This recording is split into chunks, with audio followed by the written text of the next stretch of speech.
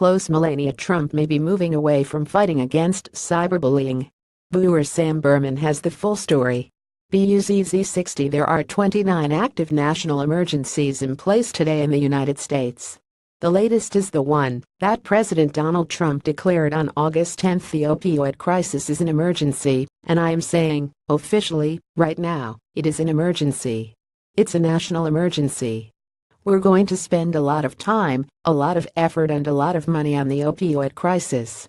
It is a serious problem the likes of which we have never had. In spite of Trump's penchant for hyperbole, this declaration was a wise decision and came in response to draft recommendations of a presidential commission Trump appointed last spring. Unfortunately, it's been 6 weeks since the emergency was declared, and the only step the administration has taken is to form a public-private partnership on the issue with some of the drug companies that have profited mightily from the addiction crisis. At least 21,000 overdose deaths were attributed to opioids last year. An additional 30,000 overdose deaths are attributed to heroin and powerful synthetic opioids. Feuds among drug dealers are contributing to higher homicide rates in St. Louis and elsewhere. So yes, it's a national emergency.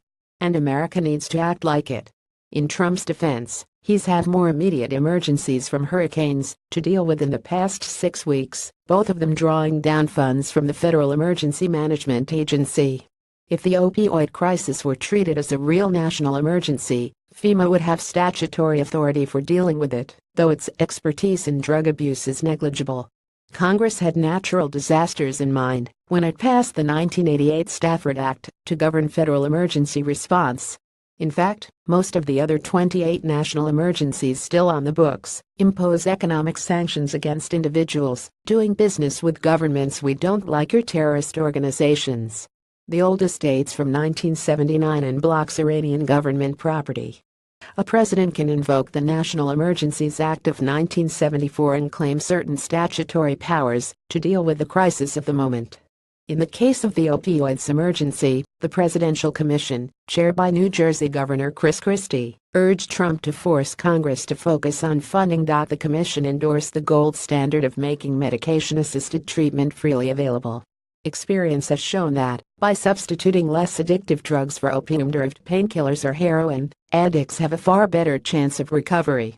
But such treatment is both expensive and controversial. Tens of billions of dollars would be required, as well as a recognition that addicts do better in treatment centers than prison. The Senate had $45 billion for opioid treatment in its first Obamacare replacement bill. It has zero in the health care bill it's considering now.